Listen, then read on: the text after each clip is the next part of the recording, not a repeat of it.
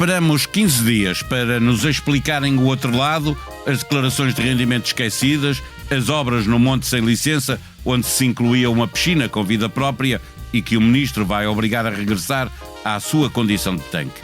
Nessas 2 semanas, 3, se considerarmos a primeira notícia sobre as obras no Monte Alentejano, feitas por um minhoto ao fim de semana, as televisões estiveram quase em exclusivo a debater o tema. Talvez tenha sido essa a estratégia política, cansar a opinião pública, a certa altura desejosa de qualquer coisa que ajude a mudar de assunto perante a impossibilidade de mudar de ministro. Tão monotemáticos que corremos o risco de nem reparar que a Terra continua a girar à volta do Sol e Trump a espalhar a guerra, assim explicando porque só a FIFA se lembraria de lhe dar o Prémio da Paz. Este é o último bloco central, antes de irmos de férias, claro está, durante todo o mês de agosto. Este podcast é uma conversa entre Pedro Marcos Lopes e Pedro Cisa Vieira, com moderação minha, Paulo Baldaia, e sonoplastia de Salomé Rita. A música do genérico é um original de Manuel Cisa Vieira. Olá, eu sou o José Maria Pimentel e sou autor do podcast 45 Graus. No 45 Graus trago para o microfone especialistas e pessoas com ideias que vale mesmo a pena ouvir, sobre temas como ciência, economia, política, filosofia ou sociedade. Sempre de forma descontraída e com tempo para conversar. É um espaço para aprender e pensar sobre o mundo de forma mais crítica. Novos episódios a cada 15 dias. Procure 45 Graus em qualquer aplicação de podcast. Viva Pedro Marcos Lopes. O PS diz que o ministro está fragilizado, mas acrescenta que lhe compete a ele e ao PM, primeiro-ministro, decidir se tem condições para continuar. A restante oposição entende que Luís Neves não tem condições de continuar ministro. O presidente, o que tinha a dizer, terá dito ao chefe de governo. E tu, estás esclarecido? Estou. E então estou finalmente esclarecido. Eu não quero fazer citações próprias, mas tem de ser. Eu disse, quando começou este processo, que me parecia que havia aqui muita... coisas que acontecem na vida de cada um, coisas que acontecem na vida das empresas, das organizações, que muitas das vezes, não utilizei esta expressão, mas vou utilizar agora, às vezes é melhor não, como dizem os ingleses, é bom não sabermos como é que se fazem as salsichas, porque se não soubéssemos como se fazem as salsichas, eu sei, não as comíamos, não é? E, portanto, eu, atribuí estes episódios a essa vontade de fazer coisas, a vontade ligado a esta informalidade, já utilizei a palavra, que é importante no funcionamento das organizações. Agora, depois meteram-se possibilidades de crimes e eu fiquei à espera das suspeitas e da confirmação das suspeitas, e ontem eu vi o Dr. Luís Neves e digamos que não fiquei nada satisfeito. Ou seja, fiquei esclarecido, porque se era para isto que nós tivemos à espera 3 semanas de esclarecimento, não era preciso. 2, porque ele na primeira era só o monte. Sim, e ele deu 3 entrevistas. Sim, não era preciso, porque ele não mostrou nada que nós não soubéssemos ou que não tivesse sido divulgado. Em segundo lugar, deu, em alguns casos, não é justificações, deu desculpas. Deu desculpas muito mal amanhadas. E que eu lamento, mas que não são consideráveis. Dizer que a declaração ao Tribunal Constitucional ninguém lhe pediu, não, quer dizer, mal estávamos, qualquer membro, penso eu, temos aqui um ex-ministro, sabe que quando chega a um cargo desses tem um conjunto de obrigações que tem de respeitar. Depois, esta história da galera, do construtor, enfim, pôs lá a galera, foi exatamente o que eu disse que tinha acontecido, mas sem qualquer tipo de pagamento, de uma maneira completamente informal, não houve pagamento, quer dizer, uma pessoa põe um sítio e não existe pagamento. Aluga um armazém, não tem que pagar dinheiro. Não é um armazém, mas é dentro de um estaleiro e a mesma coisa. Depois, também a conversa dos pagamentos em dinheiro e do dinheiro, enfim... Houve demasiadas coisas. Dir-me-ás, há aqui alguma matéria que te se afigure como crime ou sequer de atentado à ética? Não, eu não vejo, francamente. O que eu vejo... Não há aí uma estratégia, aliás, o que estavas a referir no início, não é? É uma estratégia muito do tipo que foi feita pelo Luís Montenegro, que é as coisas podiam ter sido feitas de outra maneira. Claro, mas eu já lá vou. É como qualquer português fazia. Claro, mas essa foi a estratégia. Essa foi a estratégia. Mas eu ia concluir. As informalidades que o Sr. Ministro mostrou que praticou são...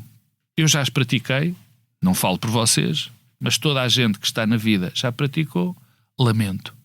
Um diretor de Polícia Judiciária ou um ministro não as pode praticar. As informalidades no Estado são graves. O Estado, por ser o Estado, por ter um conjunto de obrigações, um conjunto de reservas, não pode funcionar. Quer dizer, nós precisamos de formalidade no Estado. Por muitas razões, que eu não preciso que os nossos ouvintes sabem. Porque é que são essas precisas? Porque estamos a lidar com dinheiros públicos, porque estamos a falar do império da lei, e portanto, eu reservei-me, agora dei essas justificações, repito, não acho que haja nada de tipo penal ou sequer ético, há um conjunto de informalidades que, lamento, não são admissíveis. E esse conjunto de informalidades que não são admissíveis tem uma origem. Tem uma origem. Quer dizer, o Primeiro-Ministro teve informalidades bem mais graves do que as de Luís Neves. Aliás, que não são só informalidades, atingem limites éticos. E, portanto, nesta circunstância, é verdade, o Ministro está muito fragilizado, ainda ficou mais fragilizado. Agora, se eu acho que ele vai sair, não, por muitas razões. Porque ao PS não lhe interessa muito que ele saia, até porque... Já lá vamos, uma coisa de cada vez. Deixa-me ouvir o Cisa Vieira, até porque há várias coisas que foram ditas naquela conferência de imprensa e convém olhar para algumas delas. Cisa Vieira, para a frente que atrás vem gente, ou a clarificação sobre as condições políticas de Luís Neves para se manter no governo ainda vão exigir muito debate?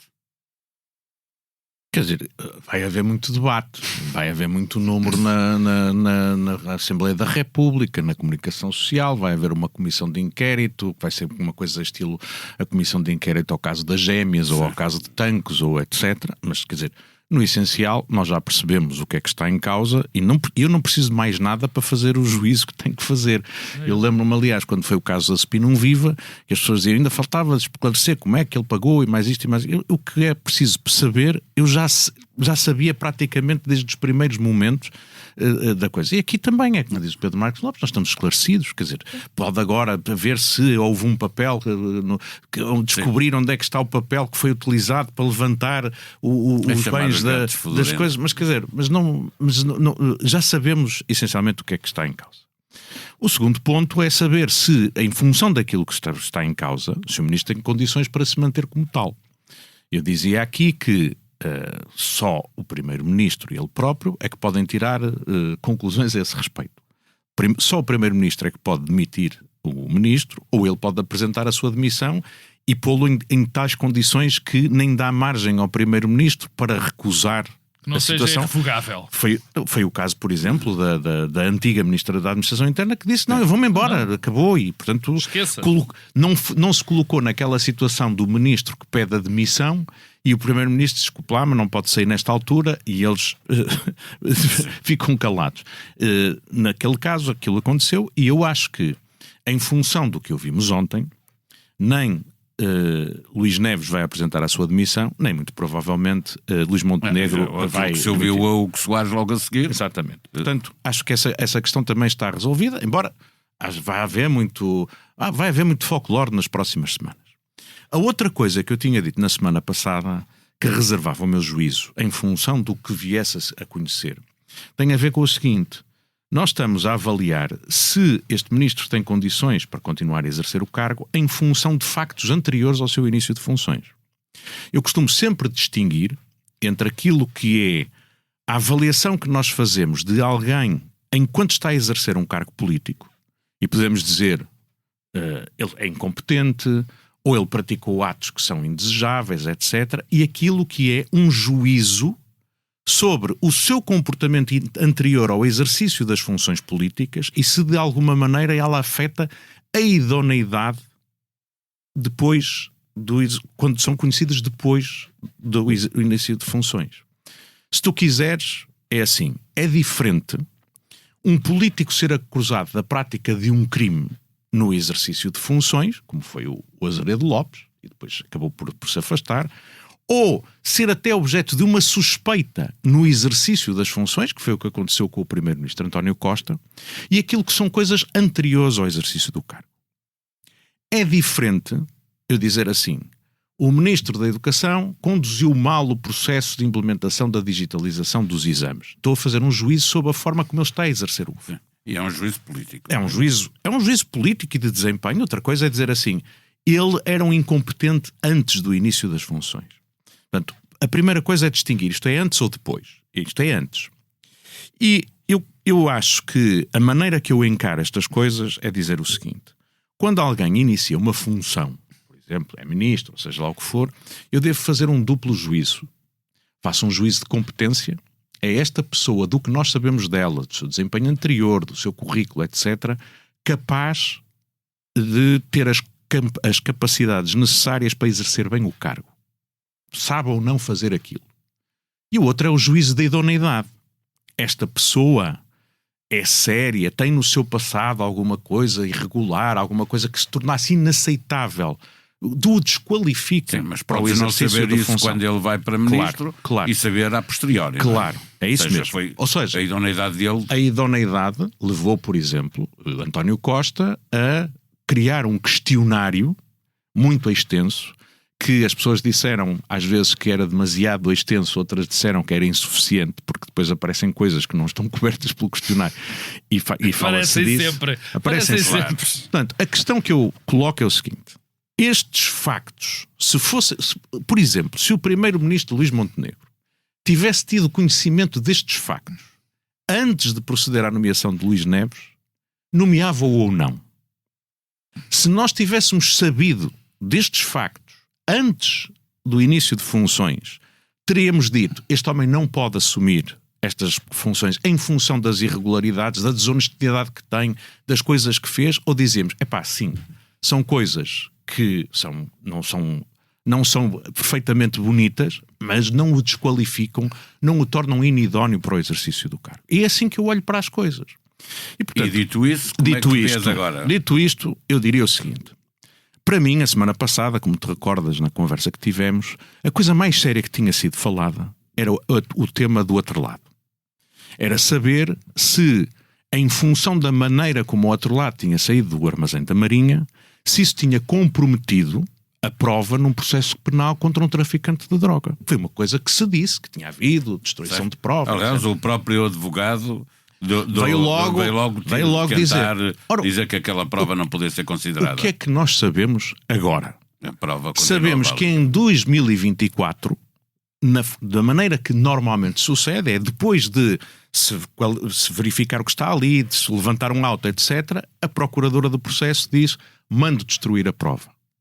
Já não preciso daquilo, que não é necessário, e portanto não está comprometido. Depois há um procedimento, podemos discuti-lo em detalhe. Mas todo esse procedimento, para mim, está esclarecido. E eu diria o seguinte: tal papel foi feito, não sei o quê, mais isto ou mais aquilo. Não, se fosse primeiro-ministro e um candidato a ministro me dissesse assim, eu tenho. Provavelmente o Luís Neves nem sabia das consequências, porque provavelmente, enquanto Diretor Nacional da Polícia Judiciária, teve milhares de coisas que aconteceram e que ele nem sequer tem na memória, porque são múltiplas decisões que vão tomando e que ele tem que confiar que a organização esteja feita. Provavelmente nem faria, mas se falasse, eu acho que o primeiro-ministro não o afastava. As coisas das obras, a mesma coisa. Ó, Sr. Primeiro-Ministro, eu tenho um monte no Alentejo que era da minha família e tal. Eu fiz lá umas obras, pus lá. Eu não sabia que aquilo era da reserva,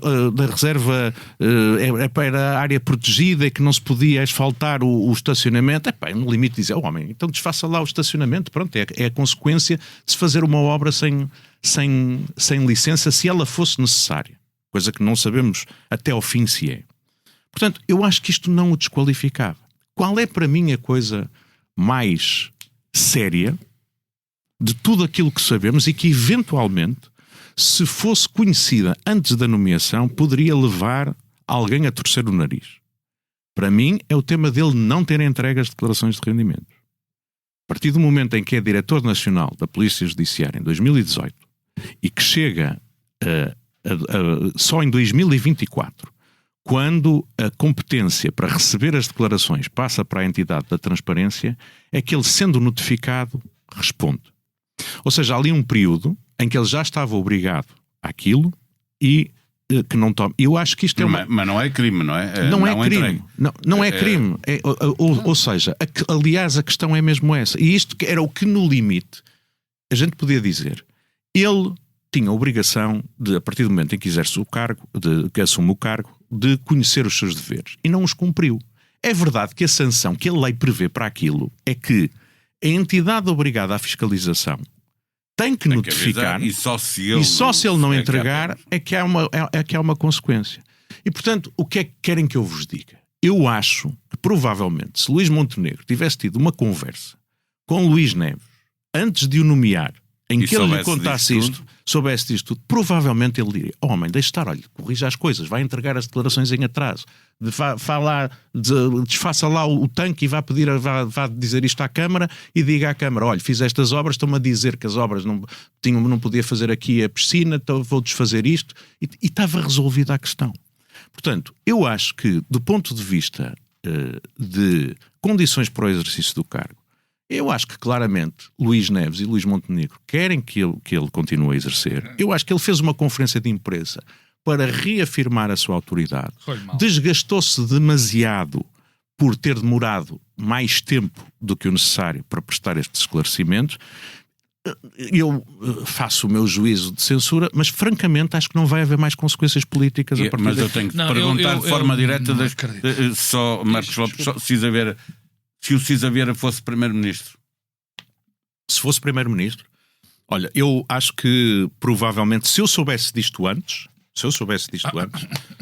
era, o que eu lhe dizia era mesmo isto: homem, vá lá resolver as coisas antes de assumir as funções. Pedro Marcos Lopes, eu estou a dizer é que nós temos que fazer o juízo de prognose póstuma, porque a verdade é esta: a partir do momento em que exerce um advogado, prognose póstuma quer dizer, nós temos que, posteriormente aos factos, colocarmos-nos na situação em que estaríamos se tivéssemos tido que decidir com a base nessa informação.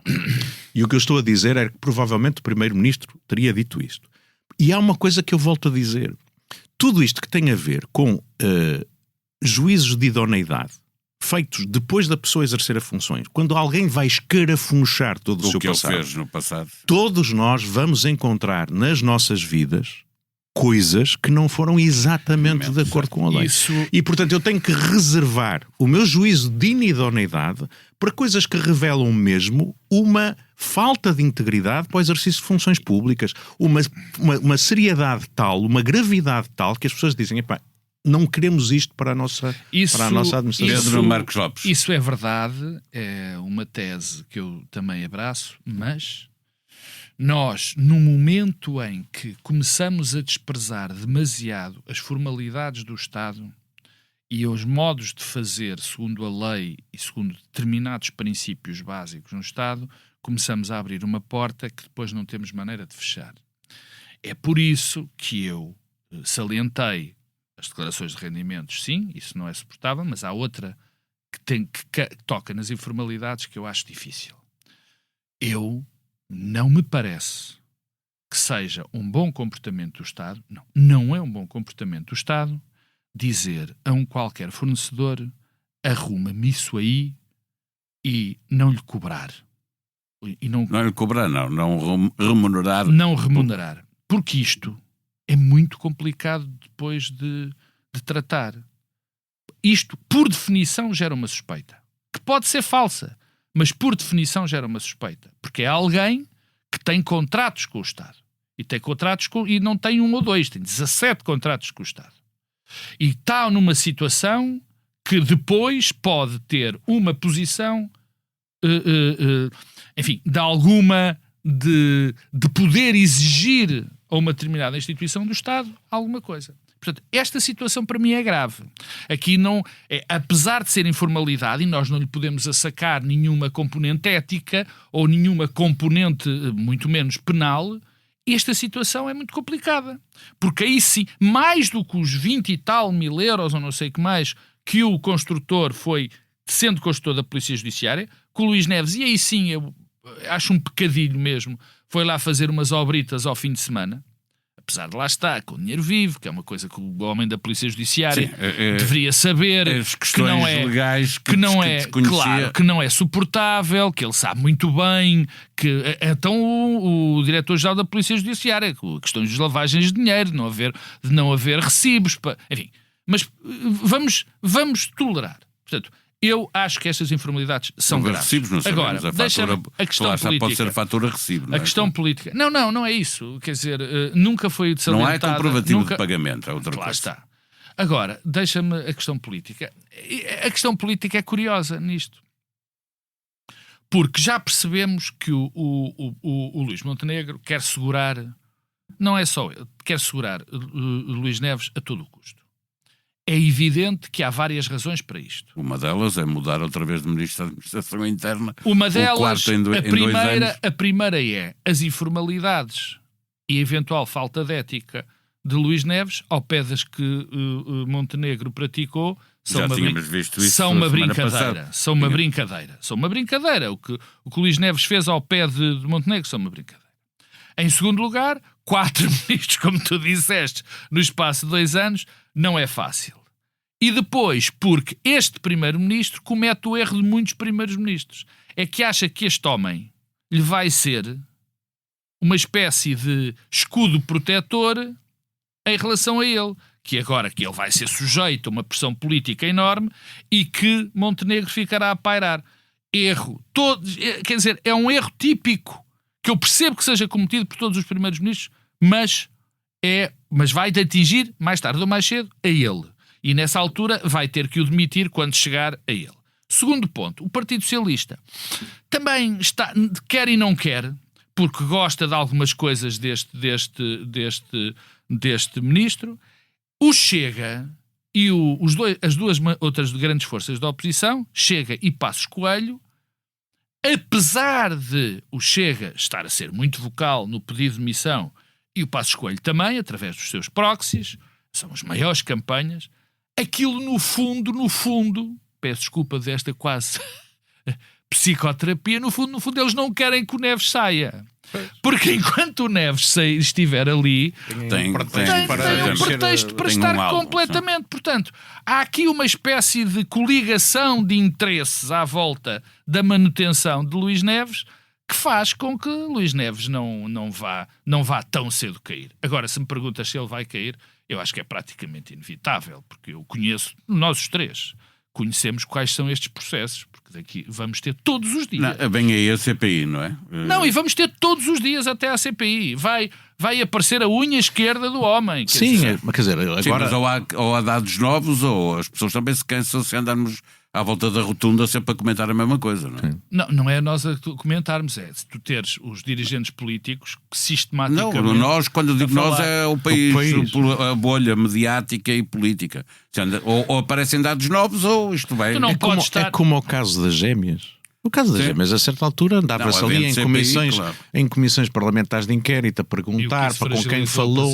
Pedro. Fragilizou, mas ele saiu com a popularidade em alta. Sim. O que eu estou a dizer é, eu acho que isto vai continuar, obviamente, a bater e vão tentar fragilizar e tudo, mas eu acho que do ponto de vista, digamos assim, de percebermos globalmente os factos, por um lado, fazemos um juízo sobre se ele pode continuar e que tirarmos consequências sobre a autoridade política do governo e dele próprio para a continuação do exercício de funções, acho que isso está mais ou menos arrumado. Eu também já disse aqui, estes casos por si só não me parecem destrutivos, mas vão desgastando a autoridade do governo. Muito bem. É a soma de coisas, pequenas coisas, etc. Eu também só queria dizer uma coisa sobre o tema da galera e do procedimento de... Eu tenho aí uma questão para vos colocar a propósito do como funciona o Estado. É isso que eu ia falar. o ministro diz que, enquanto Diretor Nacional da Polícia, incumpriu a ordem de destruição de material dada pela Procuradora do Ministério Público. Incumpriu. Não destruiu logo ali, adiou para como sabemos, foi em 2024, estamos em 2026, final de 2024. A questão é esta. A explicação que ele dá é de que poupou milhares de euros ao Estado. Isto é feito sem racionalidade nenhuma, porque se iam pagar para destruir aquele valor, tem um valor económico, aqueles produtos químicos podiam ser vendidos à indústria, não é? Não passa pela cabeça de ninguém destruir um Ferrari apreendido a um traficante. E portanto a minha questão é, mas isso foi racionalidade. Isso foi uma boa prática. O Luís, ninguém lhe perguntou nada, não é? Mas o Luís Neves falou disso e isso foi uma boa prática que ele instalou, porque eu lembro-me, havia muitos bens, há muitos bens que são apreendidos. O que diz a lei, eu não sei de cor, mas o que diz a lei é quando tu aprendes bens no âmbito dos processos que depois revertem a favor do Estado. O que acontece é que, teoricamente, são leiloados e não sei o que mais. O que acontecia era que eles estavam amontoados, ninguém fazia nada com aquilo, portanto, aquilo ninguém dava utilização a essa coisa toda. Mas isto é o Estado que tem que ser racional. Claro. E nesse aspecto, o Luís Neves ajudou a ser mais racional nisso. O que não tem a ver exatamente e diretamente. Mas eu não consigo perceber porque aqui este material tem valor económico. Mas eu não estava a falar diretamente do material, percebes? Eu estava a falar em termos gerais para as operações de carros. Até aconteceram algumas vezes no outro governo aparecerem uns carros. Salvo erro, eram apreendidos. Claro, ainda bem, não é? Certo. Que apareciam umas bombas impressionantes que eram utilizadas. E continuam a ser. E isso foi um processo que Luís Neves agilizou. A Procuradora mandou destruir coisas que têm valor económico. O que me espanta é isso. Não sei se há acetona e acho. Não faço ideia, não faço. Não descobrir. Não sei, francamente não sei. Eu fui à procura de perceber o que é que aquilo não é bem acetona, é outras coisas que são uns precursores. Eu estava produtos químicos. Acetato de etila. Vendias a um traficante qualquer. Não, o acetato de etila e o hexano são juntos, dão uma mistura eluente comum para separar compostos. E utiliza-se na cromatografia em camada fina. Isto tem valor económico. E explica tudo direitinho. É nesta altura que os nossos ouvintes.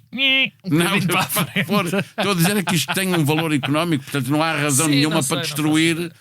Não estamos a falar de destruir droga. Mas o que a lei diz é que quando as coisas sejam perigosas, pode-se ordenar, o tribunal pode, a juíza não, a procuradora, a titular do processo, pode ordenar a destruição da coisa. Foi isso que fez neste caso. E isto implica despesa para o Estado.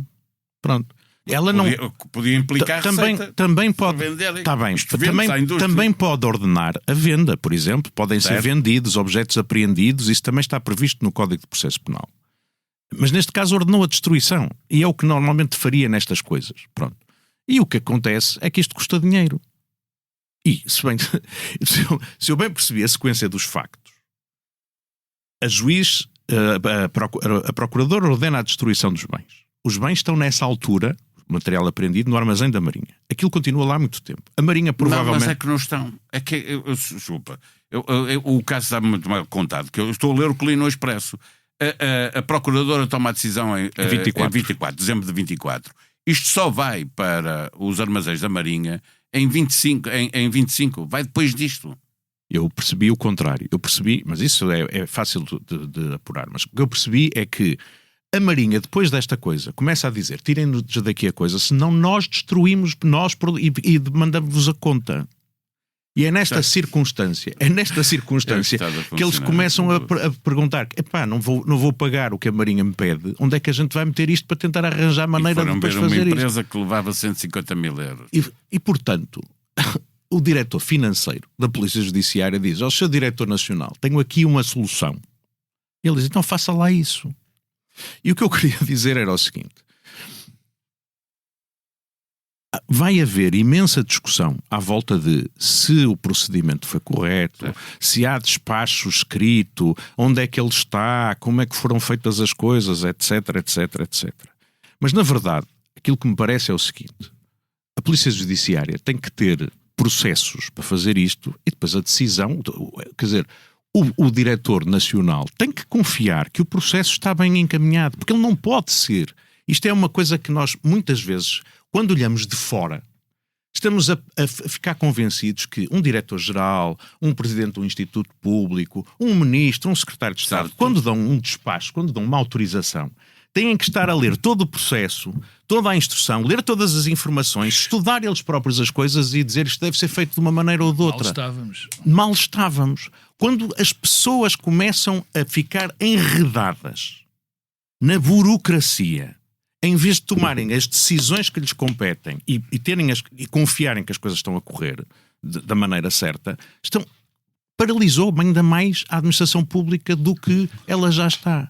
Quando nós nos queixamos da burocracia, quando nós nos queixamos que as coisas não andam, quando nós dizemos, por causa disto, temos que fazer mais um procedimento, temos que meter mais um órgão a controlar e a verificar, aquilo que nós estamos a contribuir é porque as coisas não aconteçam.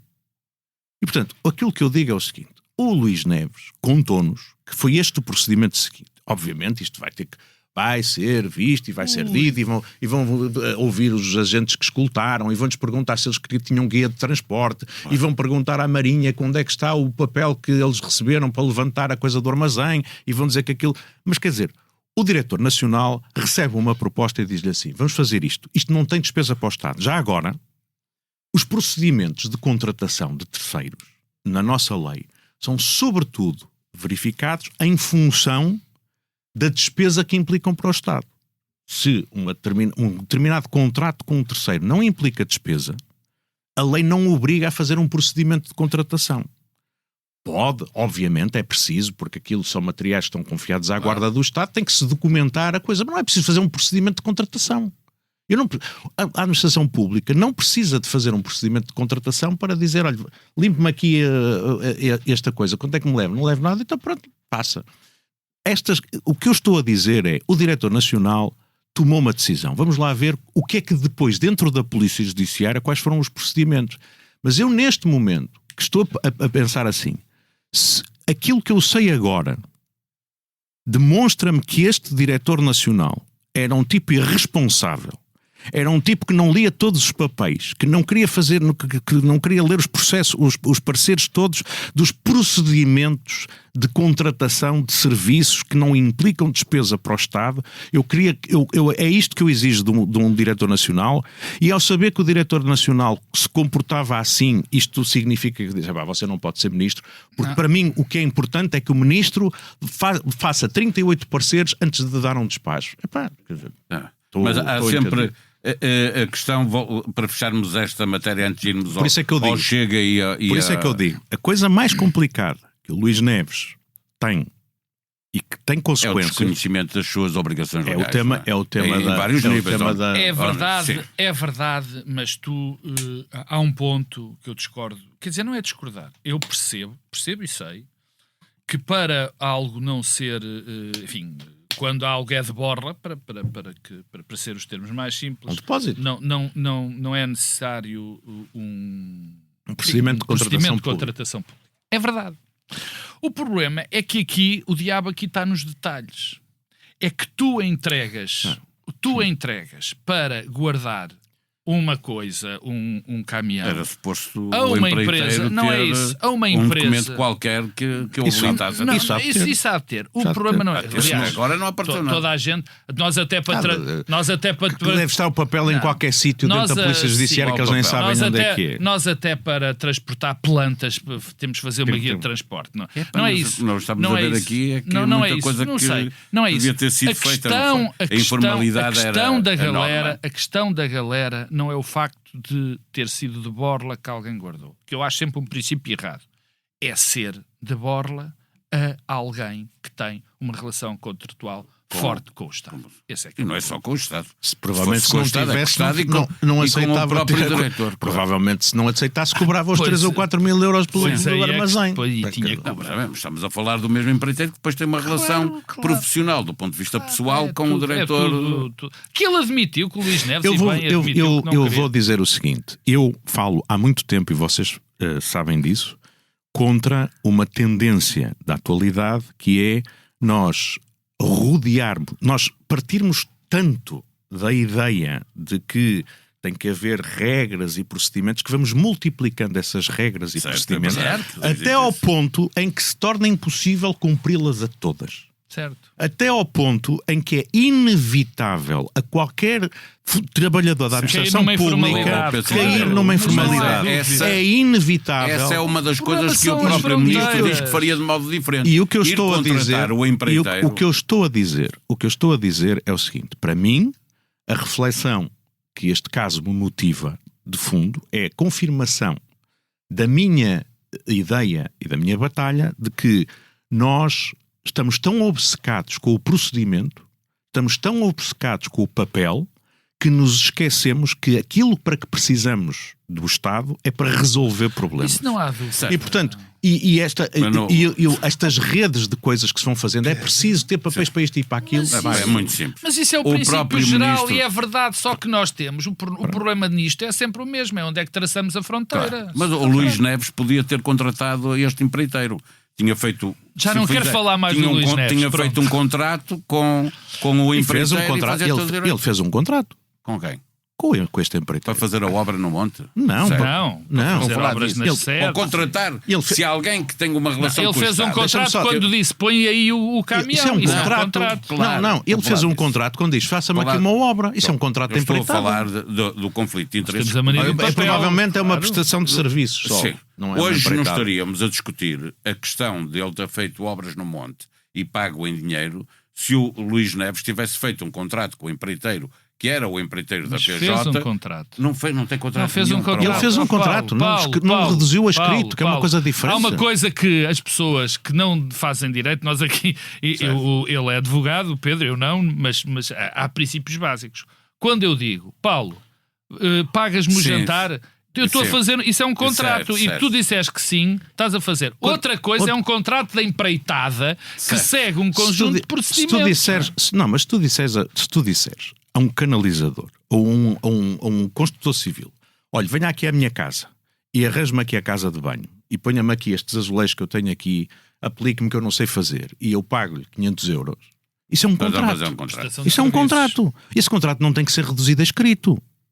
Nem sequer é uma empreitada, é uma prestação de serviço. Sim, que o empreiteiro entrega-te um resultado. Se tu dizes, olha, venha-me aqui pôr aqui arranjar a coisa, é uma prestação de serviços.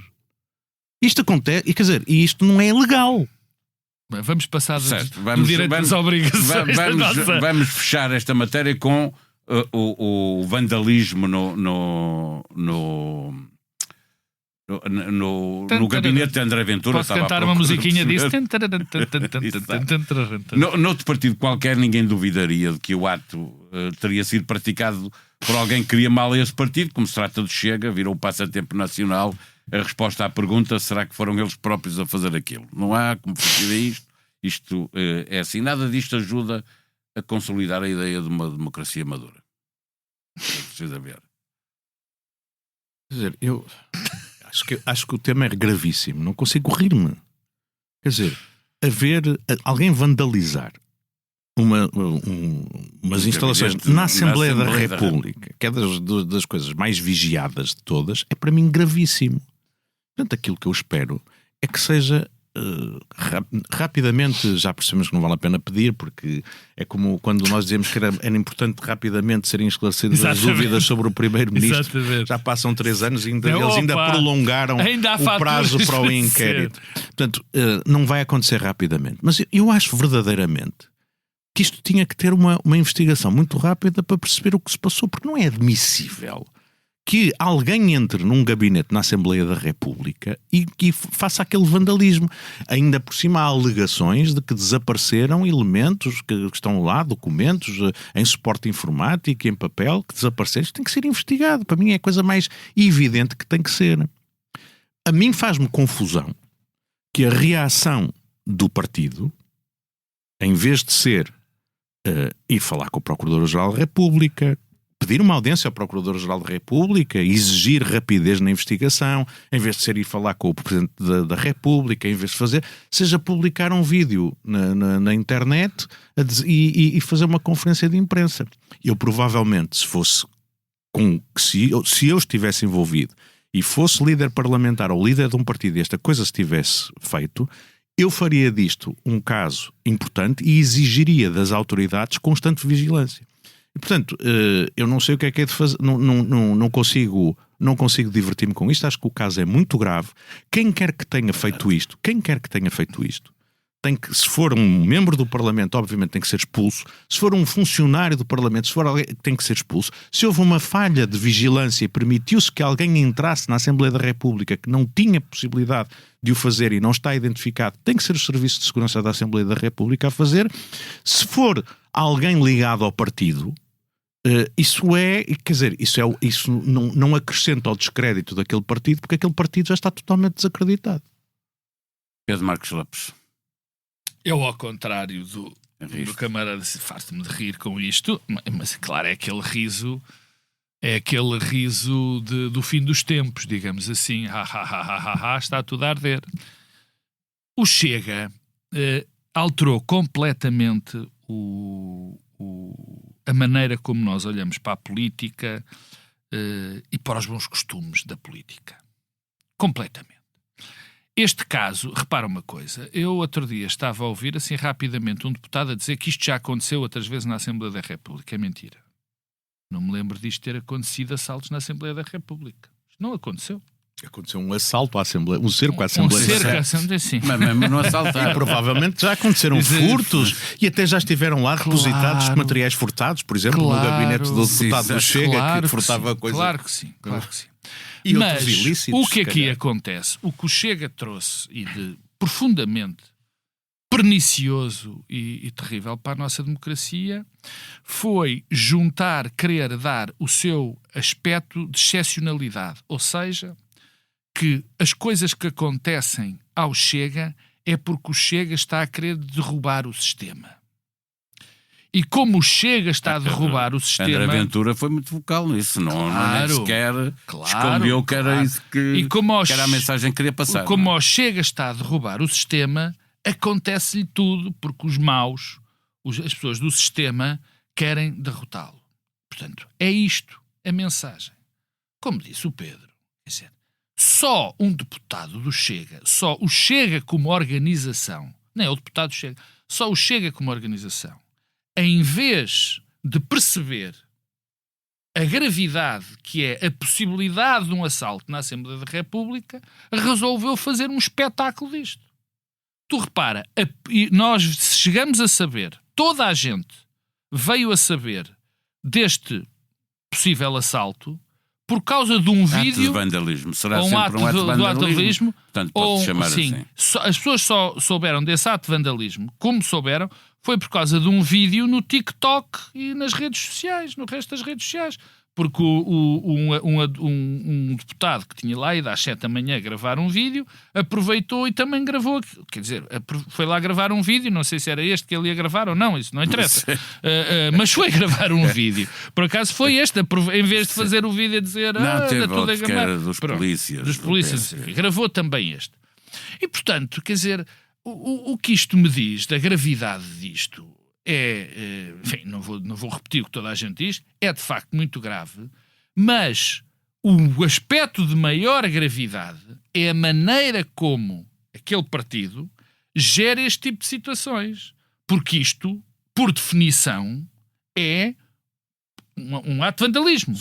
Não é propriamente um ataque... Não, se tiverem roubado documentos, é um ataque à portuguesa, é uma coisa gravíssima. Obviamente. Agora, último ponto. Há uma coisa, o que é de facto tremendamente grave. Isso sim, e passou por entre os pingos da chuva, foi o que André Ventura disse. Porque André Ventura deu a entender, insinuou, e de uma maneira se calhar mais do que insinuar, de que tinha sido assaltado, portanto tinha havido mesmo um assalto, para roubar as penas e os documentos, porque lá estavam informações do Luís Neves e do Luís Montenegro. Sem dizer que informações eram essas. Sem dizer... Era uma boa oportunidade para dizer quais eram que informações tinha. Isto é que é tremendamente grave. Porque o que ele faz é, sim, isto há um ataque dirigido, não é ao Chega, é à verdade. Porque nós sabemos coisas e eles estão com tanto medo de nós que vieram cá assaltar. Pouco vi isto salientado. Isto sim para mim é que é grave. Vamos... Volto a dizer, isto é isso, é por isso que isto tem que ser investigado, e tem que ser investigado muito a sério. Isto é mesmo uma coisa muito séria. Se for verdade o que André Ventura diz, é seríssimo, é gravíssimo. Claro. Quer dizer, eu nunca ouvi falar que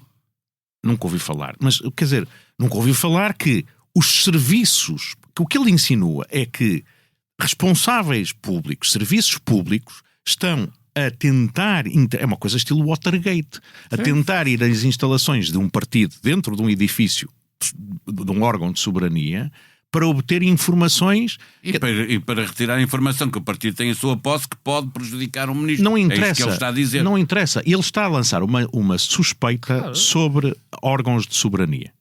Ou sobre responsáveis políticos. E está a fazer uma suspeita, que é uma coisa gravíssima, que por isso precisa de ser investigada tão rapidamente quanto possível. O grande problema disto tudo é que a credibilidade de André Ventura é tão baixa que as pessoas até se riem. As pessoas não levam a sério aquilo. É o homem que, em campanha eleitoral, houve um raté, tira-se para o chão e diz que estamos a dar tiros, estamos a ser atacados, e mete logo isto nas redes sociais, antes de saber o que é que se passa. É o homem que, quando tem um ataque de gastrite, diz que está a morrer e não sei o quê, mete... Eu tenho que admitir que eu também sou um bocadinho assim. O que estou a dizer é que nós já não valorizamos as coisas sérias que se dizem. Se o que ele diz é verdade, ele não podia estar a falar do Luís Neves ou não sei o quê. Era a coisa mais importante. Ele tinha que o que ele tinha que estar sistematicamente a dizer é o seguinte: há aqui, levaram-nos coisas que são relevantes para o exercício da nossa função partidária, e isto tem que ser investigado, porque quem faz isto está a intimidar um partido democrático. Mas ele não liga a isso. Ele faz a sua conferência de imprensa, mete a sua publicação na rede social e segue em frente para a próxima. E isto também é uma... que é uma coisa... Mas ajuda por isso é que as instituições deviam ser muito rápidas a investigar isto. Esquece. Bom, vamos dar aqui um salto muito rápido ao outro lado do mundo, ao mundo inteiro quase. A guerra no Irão voltou a intensificar-se, ainda mais surpreendente, alargou a outros países como a Arábia Saudita, que a contragosto, diz o New York Times, atacou alvos no Iraque, pressionado por Trump. Na Ucrânia também não se vê como fazer a paz quando as duas partes ganham capacidade de destruição no adversário. Trump recebeu no mesmo dia Netanyahu e Zelensky. Sintomático, se ver que desta vez tenha sido à porta fechada. Sim, é sintomático desde logo da aprendizagem que Donald Trump está a fazer das regras da diplomacia internacional e designadamente daquilo que envolve guerras e outras coisas. Ou seja, que são coisas que, na verdade, não se resolvem em 24 horas, não se resolvem com 2 ou 3 tweets, não se resolvem insultando aliados e adversários, mas resolvem-se tentando decidir coisas e tendo reserva sobre elas. Mas, infelizmente, uma grande parte dos problemas que estamos neste momento a viver no mundo tem a ver com o facto de Donald Trump ter ignorado essas regras nos primeiros tempos deste seu segundo mandato. E, portanto, acho que são boas notícias que ele trate de assuntos de Estado e com recato, mas, infelizmente, está a tentar agora resolver problemas que ele próprio contribuiu muito para criar. Marcos Lopes, a manchete online do New York Times na manhã de quinta-feira era um ensaio sobre a mudança no Partido Republicano, no modo como o Partido Republicano está a olhar para o Irão. De pessoas terríveis, estou a ler o título, a pessoas inteligentes, a direita liderada por Trump repensa o Irão. Há indícios de uma postura mais conciliadora de coisas, mas a guerra intensifica-se novamente. O que é que isto nos diz? Para já, deixa-me dizer isso, que como já vamos conhecendo Trump, há indícios que fazem há factos que fazem com que ele se calhar esteja a pensar 2 vezes. É que o apoio de Trump dentro dos republicanos e dentro dos independentes à guerra no Irão, por exemplo, nos independentes baixou de cerca de 60 para 20 e pouco. E mesmo nos republicanos, que no princípio da guerra era cerca de 90%, já vai em 60 e 60 e pouco. O que são números assustadores para os republicanos. Quer dizer, portanto, é normal que haja essa enfim, quer dizer, esse tocar a reunir. Só que esse tocar a reunir é muito relativo. Nós não chegamos a falar aqui, porque enfim, os assuntos vão-se atropelando. O Trump fez um discurso na Casa Branca sobre as próximas intercalares que vem confirmar coisas que nós aqui dizíamos. É que se está a preparar uma chapelada, como se dizia nas eleições portuguesas, de proporções dantescas. Quer dizer, o que ele veio anunciar naquele dia foi isso, porque eu acho que ele já percebeu, apesar desses movimentos do Partido Republicano, ele já percebeu que corre riscos muito sérios nestas intercalares ter um desgosto gigantesco. E, portanto, vai haver... Ele anunciou, Ele no jantar dos correspondentes na Casa Branca, até o Bonleizinho de 2028, colocou... Esse por acaso, acho que é claramente uma provocação. Mas, não, em jeito de provocação, sim, Mas claramente. para mim o discurso no jantar dos correspondentes foi o costume insultar os jornalistas, dizer um bando de disparados, a ser humilhados. Continuam lá. Os jornalistas adoram ser humilhados pelo Trump. Bom, mas esse discurso na Casa Branca sobre as regras é que foi incrível. Contra Trump e contra os conflitos, Trump neste momento é o maior fator de instabilidade do mundo de muito longe. Nem Putin, nem coisa nenhuma. É impressionante como eu, e acho que não sou só eu, chegamos a esta conclusão. Quer dizer, ele conseguiu destabilizar o mundo inteiro. A questão de... Eu, quando falo em Hormuz, quer dizer, há 3 meses não havia a questão Hormuz. Há quantos anos não havia a questão Hormuz? Houve um pequeno problema ali quando foi da guerra do Iraque. Agora já há ataques no Iraque. Houve ataques no Iraque ontem. Claro que era porque estavam lá uns tipos do Irão. Quer dizer, a guerra, ele está completamente descontrolado. Eu acho que ele quer de facto acabar com a guerra, mas não consegue. E depois há algo que me custa, mas que tenho que o dizer. O que está a passar, e tu não perguntaste, mas eu vou dizer. Porque isto é apoiado, no fundo apoiado por nós todos, não é só por Trump. O que se passa hoje na Cisjordânia? O que Israel está a aproveitar? Porque Israel está a aproveitar. Israel está a aproveitar o facto de ter aquele bandido para fazer tudo aquilo que não teve coragem de levar tão a peito durante estes anos todos, porque este processo havia. Ocupar território. Não é só ocupar território, é matar indiscriminadamente gente. O que se está a passar na Cisjordânia. Por acaso, é engraçado que eu vi a notícia, eu tive 3 meses antes do massacre de 7 de outubro, e por acaso houve ali partes da Cisjordânia que eu visitei aquelas. Eu lembro-me daquilo. Quer dizer, eles estão a fazer, o que os israelitas estão a fazer na Cisjordânia vai ser exatamente o que estão a fazer em Gaza. Terraplanar completamente, matar aquela gente toda também na Cisjordânia para arrasar. Isto é horrível, esta expressão, mas foi para a solução final para os palestinianos, ou uma espécie de solução final para os palestinianos, para acabar com aqueles 2 territórios. E mais uma vez, é porque há muita contestação a Trump, e ainda bem. Israel faz isto sob os nossos olhares. Sob os olhares ocidentais, que estrabuchamos um bocadinho, mas não fazemos nada, não há. A Europa continua a ter negócios normais com Israel. Agora, sanções à economia israelita e a empresários israelitas. Mas sim, era possível fazer mais, obviamente. Estamos já a estender a toalha, coisa bem diferente de deitar a toalha ao chão. Partimos de férias, mas pedimos aos nossos comentadores residentes que fossem desta vez um pouco mais generosos nas sugestões. Livros e músicas para férias. Vamos dividir entre livros e músicas. Começamos pelos livros. Propostas de Pedro Marcos Lopes.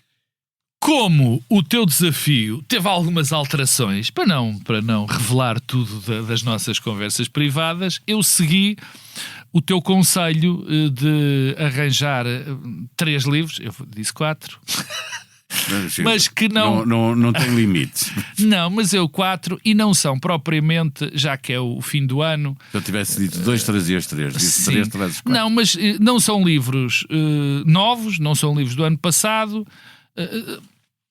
São livros que eu acho muito importantes e que o que eu mais gosto na vida é de livros. Se calhar mais de pessoas, infelizmente, fica-me mal, mas é verdade.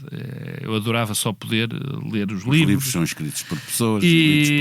Não, os livros são outra coisa, mas não interessa. E eu não vou dizer que estes 4 romances sejam os 4 romances, porque não são os que eu mais gostei na minha vida, nem pouco mais ou menos. Podia acrescentar mais uns 300. Mas acho que foram importantes para a maneira como eu vejo os livros, para a maneira como eu leio.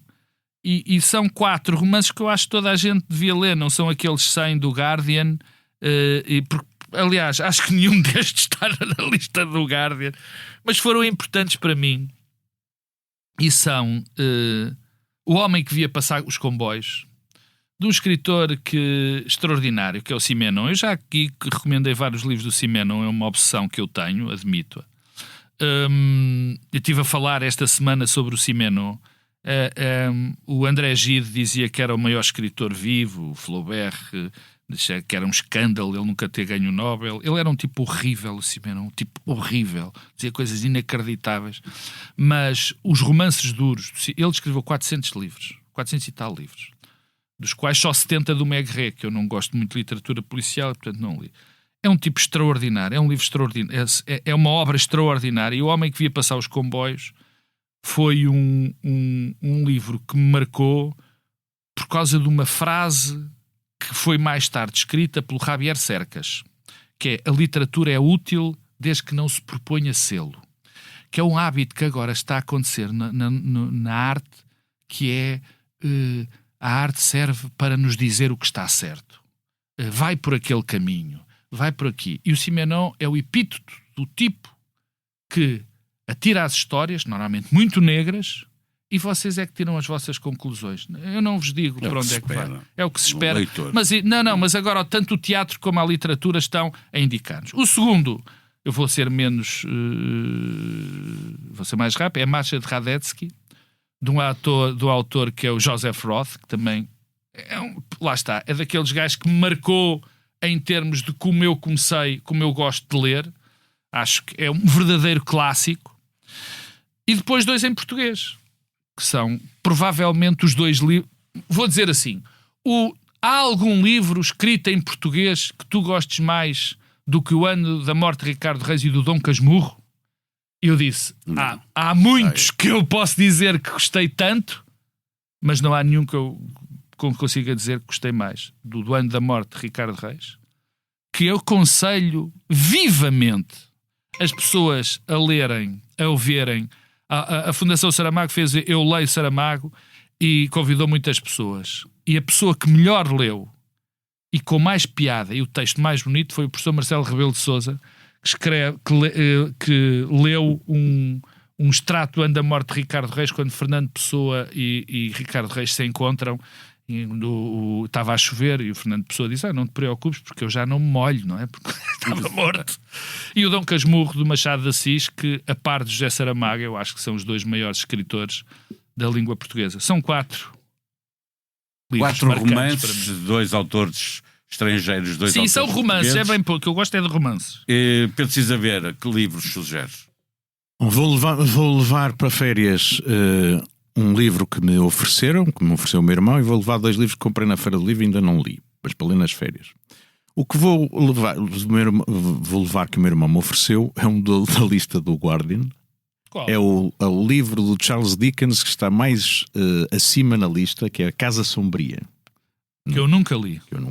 E portanto proponho-me ler nas férias.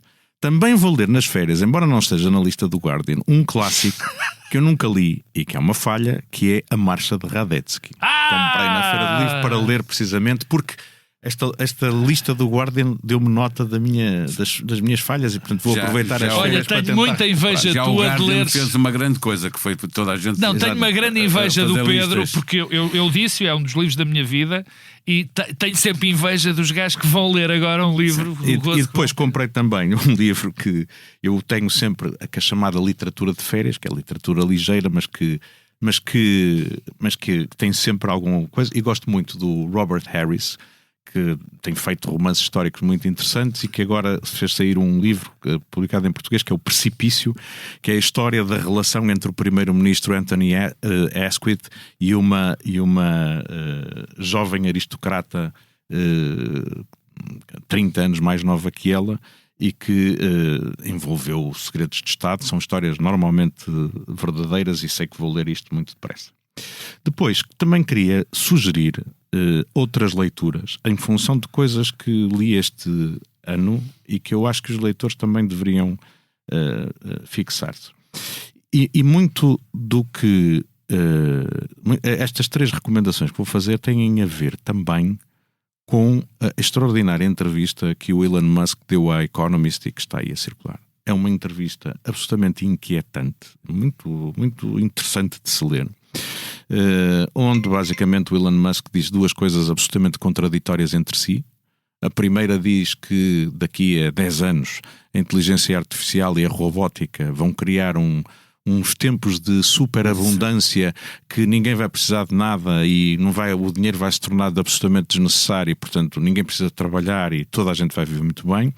E, ao mesmo tempo, diz que daqui a 20 anos a Inglaterra estará em guerra civil e que a Europa está a ser destruída porque está cheia de assassínios e violações cometidas por imigrantes muçulmanos que invadem. Ele também as reconhece suas que não cidades. vai ao Reino Unido há muitos anos. Pois, não faz a exatamente. mínima ideia do que é que vai estar Há a um acontecer. excerto da conversa que é muito engraçado, como uma pessoa supostamente tão inteligente não percebe a absoluta contradição entre dizer que vai haver um mundo de superabundância e, por outro lado, que as pessoas vão continuar a precisar de emigrar. Sim. E de inundar as coisas. É uma contradição absoluta, mas a forma como ele até argumenta é quase infantil. Há uma altura em que ele diz assim, em que a jornalista lhe pergunta: mas o senhor diz que de facto caracteriza o Reino Unido e a Europa de uma maneira que não está correta. Você diz que há homicídios e violações. Ele diz: pois eu sei que há. Não, há muito mais. É muito mais inseguro os Estados Unidos do que a Europa. E ele responde o seguinte: mas isso é porque nós não metemos suficientes pessoas na cadeia nos Estados Unidos, criminosos violentos. E ela diz: mas desculpe lá, mas vocês metem muito mais gente na cadeia do que nós na Europa e ainda assim continuam a ter mais crime. E ele então responde o seguinte: você sabe que na Europa há muito mais gente a morrer com os gases de aquecimento do que com pessoas a morrer na América com homicídios violentos? Porquê é que vocês não metem ar-condicionado nas vossas casas? Isto parece uma discussão de crianças, e este é o homem mais rico do mundo e mais influente do mundo. O que é que eu queria dizer com isto? É que há 3 coisas que, à volta destes temas, li recentemente e que são importantes. A primeira foi um livro que saiu ano passado de um americano de ascendência chinesa que se chama Breakneck. É uma história sobre porque é que a China está a evoluir tanto, a construir comboios, cidades, etc. E os Estados Unidos estão parados e não conseguem sequer fazer um quilómetro de caminho de ferro na Califórnia. A explicação dele é esta: a China é um país de engenheiros, os líderes chineses são engenheiros, os Estados Unidos são um país de advogados obcecados com as regras, com os procedimentos e com os controles, e portanto não conseguem fazer nada. Tendo a concordar. Eu acho que não é bem assim, porque os Estados Unidos sempre foram governados por advogados e, no entanto, foram líderes na inovação tecnológica, na industrialização, numa série de coisas até há 20 ou 30 anos atrás.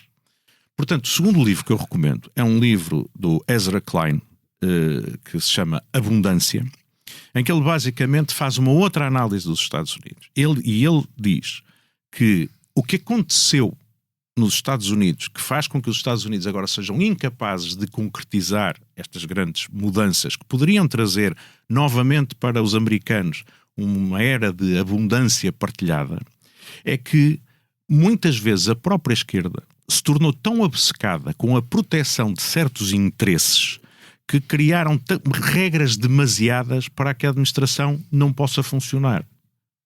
estavam tão preocupados em que fosse salvaguardados o meio ambiente, etc., que criaram condições que impedem a administração de responder. O terceiro livro que vou recomendar é um que já aqui falámos, que se chama Hiperpolítica.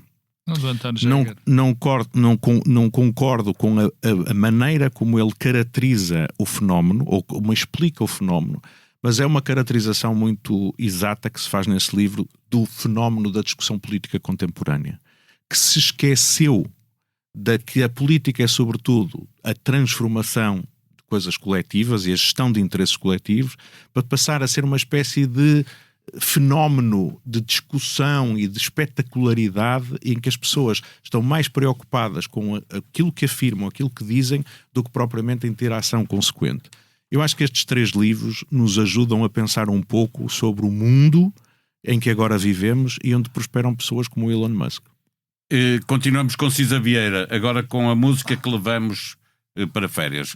Para lá destes 3 livros, o que é que propões que as pessoas ouçam? Eu estou sempre a ouvir música e não consigo destacar nada de especial. Sei que vou ouvir muita música nas férias, mas há uma coisa em que talvez há 20 ou 30 anos eu volto sempre, todas as minhas férias de verão, comprei uma caixa de CDs e continuo a ouvir os CDs dos álbuns da Bossa Nova do Stan Getz.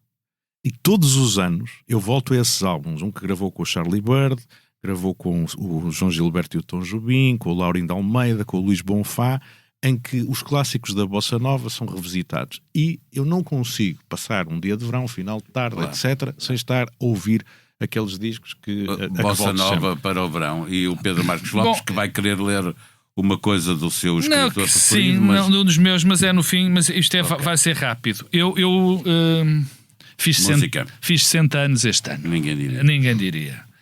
E queria recomendar 3 álbuns que foram feitos quando eu nasci, claramente para me homenagear, e fiquei muito contente de eu ter nascido no ano em que estes álbuns foram feitos. E recomendo os 3, que as pessoas os voltem a ouvir, que são 3 álbuns geniais. É o Revolver, dos Beatles, o Blonde on Blonde, que é dos meus álbuns favoritos, do Bob Dylan, e o terceiro, que é um álbum que nunca mais vai ser feito tão brilhante, que é o Pet Sounds, dos Beach Boys. Portanto, foi uma boa colheita, 1966, porque eu nasci e estes álbuns foram feitos. E para fechar, eu queria ler uma coisinha, para acabarmos este ano em alta. É um extrato de um livro que eu também amo profundamente, que é a História do Cerco de Lisboa. E eu e o Pedro e tu falamos muito aqui de livros, e eu lembrei-me de vos ler isto sobre livros no fim deste ano. Seja como for, enquanto não chega esse dia, os livros estão aqui, como uma galáxia pulsante, e as palavras dentro deles são outra poeira cósmica flutuando, à espera de olhar que as irá fixar num sentido, ou nelas procurará o sentido novo. Porque assim como vão variando as explicações do universo, também a sentença que antes parecera imutável para todo o sempre, oferece subitamente outra interpretação, a possibilidade de uma contradição latente, a evidência do seu erro próprio. Isto é um extrato da História do Cerco de Lisboa e não fala só de livros, fala de muito do que nós aqui fizemos durante este ano. Excelentíssimos comentadores residentes neste podcast, faço votos de que tenham boas férias e regressem com energia para dar vida nova ao Bloco Central, que está no seu 18º ano de existência, com celebração da maioridade marcada para fevereiro do próximo ano. Até lá, boas férias.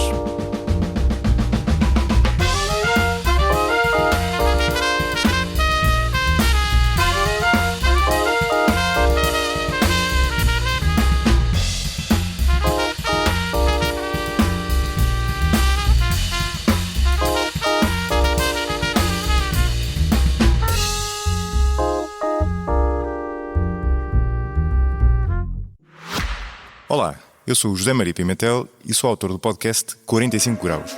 No 45 Graus trago para o microfone especialistas e pessoas com ideias que vale mesmo a pena ouvir, sobre temas como ciência, economia, política, filosofia ou sociedade. Sempre de forma descontraída e com tempo para conversar. É um espaço para aprender e pensar sobre o mundo de forma mais crítica. Novos episódios a cada 15 dias. Procure 45 graus em qualquer aplicação de podcast.